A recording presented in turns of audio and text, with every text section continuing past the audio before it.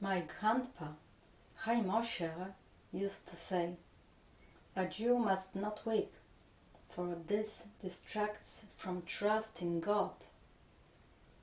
What befalls a person is God's will alone, which must not be questioned or profaned by lamentation." Grandpa diminished his own grief by singing sad songs. His youngest son, Meishke, used to say to this, "Father pooked himself." By this he meant he stifles sorrow within himself. There was much sorrow around Grandpa. Life at home oppressed him. He felt guilty towards his wife, for he knew she was right, and her heavy lot spoke from her. He was no good at earning a living, and even his poor position as shamus had to be secured for him with vigor.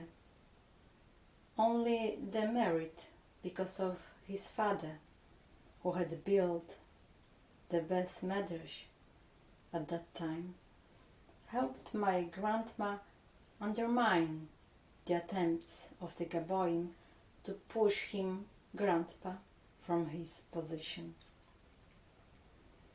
Two main Gaboim were targeting him and making his life miserable. One of them was Yosl Kohn, the surname being ironic and meaning the opposite. Not only was he a giant, but he was also getting broader. His big belly and the golden chain he wore gave him authority. Actually, he was a simple Jew who had worked his way up. As an upstart, he loved to kiss up to others, from those who depended on him. However, he demanded subservience. My grandpa did not like bootlicking, and did not used to dance around the rich gentleman.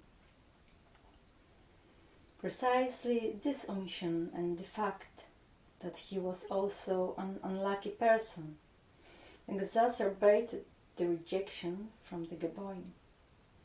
The main Gabba, Beryl Fishkes, a biological nephew of my other grandfather, Yankel Bunim, was a tall, thin Jew with a blonde beard. He was an industrious Jewish student, but a very vicious person.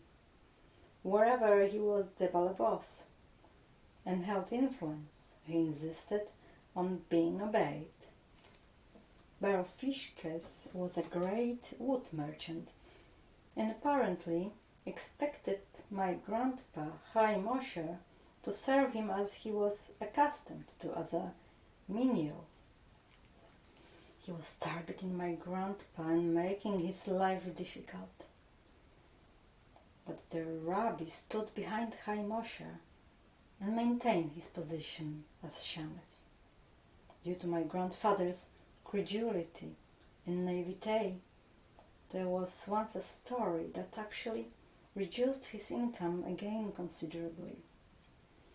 Krynkers had the reputation of being very hospitable. Paupers often arrived in the shtetl not only from the surrounding area, but also from as far as Ukraine. In order to control who moved about the houses, the council of the community divided the shtetl into districts. Each district was assigned a certain color, which also contained the begging box that the beggars received. Twice a week, the colors were changed. Together with beggars, there also arrived a tall and strong Jew who pretended to be a discharged Nikolaevsk soldier. he spoke Yiddish with a strong foreign accent. This Jew liked Krynki, and he entered the Kafkazer Bez Medrash, which became his hostel. He began to make himself useful to Grandpa.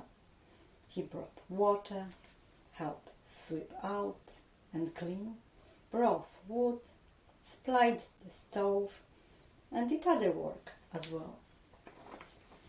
My grandpa supported him and let him watch.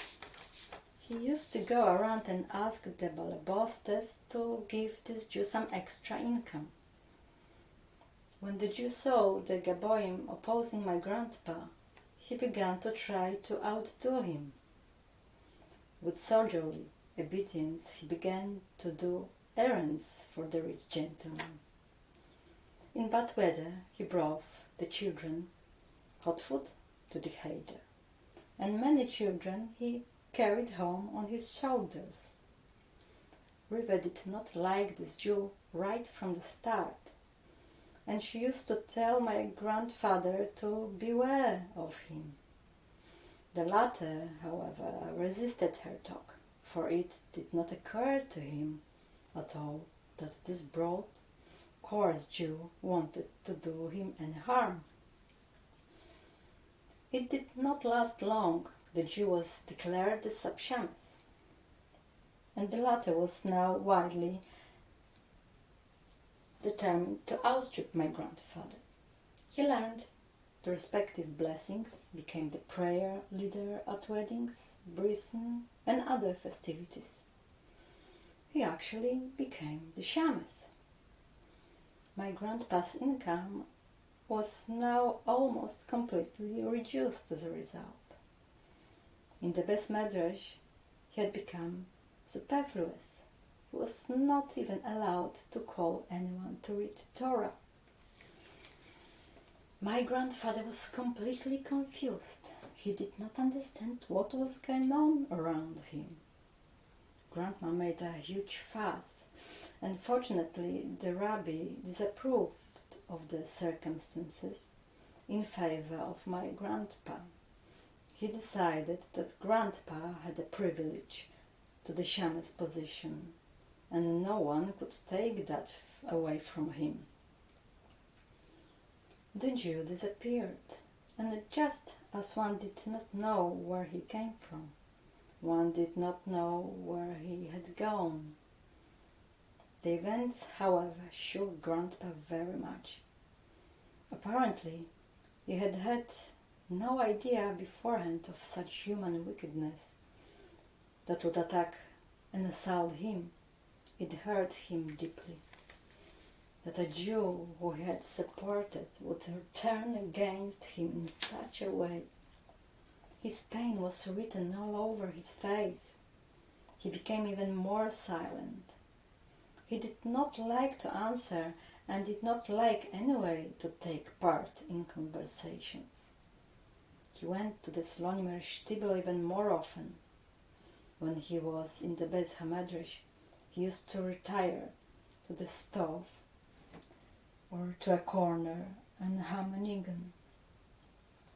I had a longing for him, from playing or from the cheder. I would sneak to him in Beis Medrash. It was not Grandpa's way to cuss or choke you, but his eyes expressed everything: pain, sadness, love and glee. Exactly during the time when the described story took place, a great misfortune happened in the family. The eldest son, Peretz, died. His death disturbed everyone. Before the funeral, the women were in an uproar. My grandfather sat huddled in a corner. But when he was asked to pray the first Kaddish in the cemetery, his voice failed him.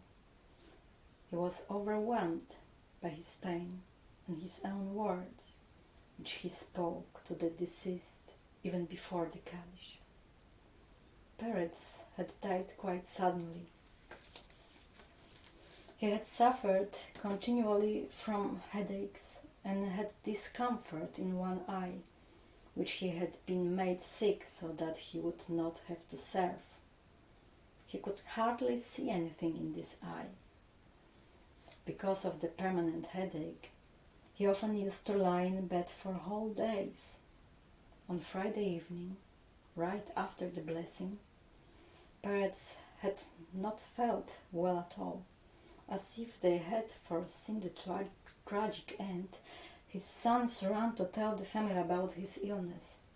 As a result, everyone arrived at Pert's family home, even the Cherebuches.